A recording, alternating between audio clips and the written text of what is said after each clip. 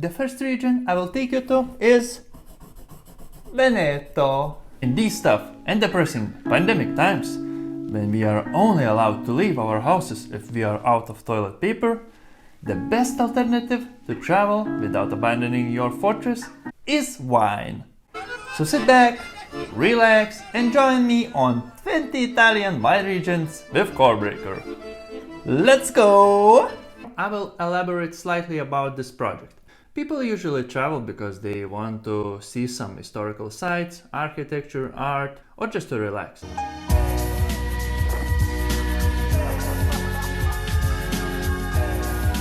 And for most of them, the last attraction is visiting vineyards and tasting local wines. There's a special on the Syrah by the case. Hit me again? Well, for me, it's the opposite. So with this project, I will make videos about every Italian wine region, giving short insights. Then I will tell you 3 attractions which you should consider if you will have some time after wine tours. And lastly, I will reveal the wine which will represent its region. So first is one of the biggest Italian wine regions, producing around 25% of all the Italian wine. It's called Veneto. Located in the northeast, it is a very versatile region representing alpine and warmer Roman lands. I will divide it in the 3 most important sectors. In the northwest, at the feet of Alps, and on the eastern shores of the Lake Garda, there's made fresh and crisp white wines and very light red wines. Then, going to the east and north of Verona, we find the Valpolicella with Amarone and Recioto, from dried Corvina, Rondinella and Molinara grapes. Few steps to the east appears Soave from Garganega grapes, which is one of the most known Italian wines worldwide.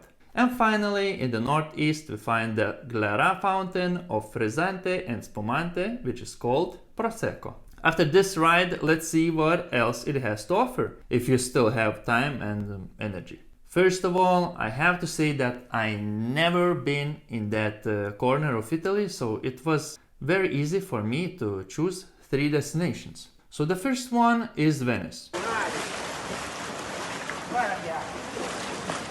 It is a true genuinity of Italian history and architecture.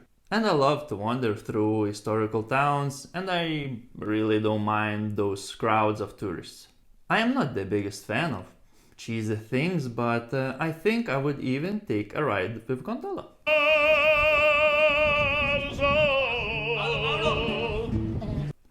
Cannot say no to that.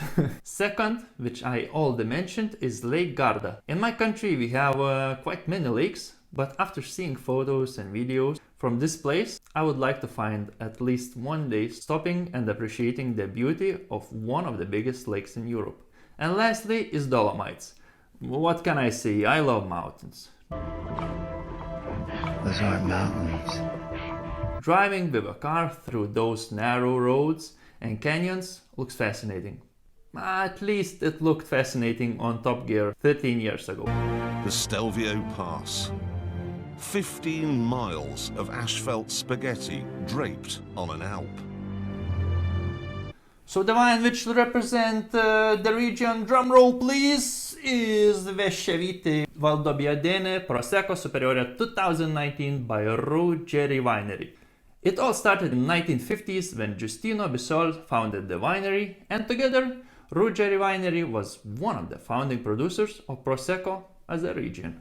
Now it is managed by family's 3rd generation, Paolo and Isabella Bisol.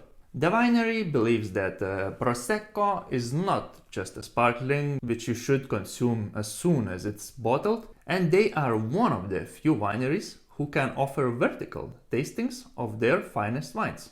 Of particular note, Giustino B and Vescevite. What makes so special about this Prosecco? Well, exactly what you could expect from its name, which translates into old wines. The wines from the Conegliano Hills are between 80 and 100 years old, and most of them are Glera with 94%, but there are also mixed in indigenous grapes, 2% Verdiso, 2% Biancetta, and 2% Pereira.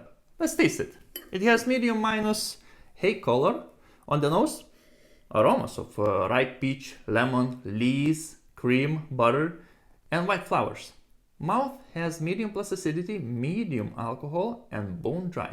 On the palate, grapefruit, lemon, hazelnuts, and sea breeze. So for the conclusions, I have to say that I chose this Prosecco because in general Prosecco pops first in my head when I think about Veneto, and it has an aging potential, which is quite rare and special.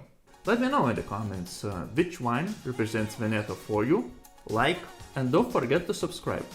Salute!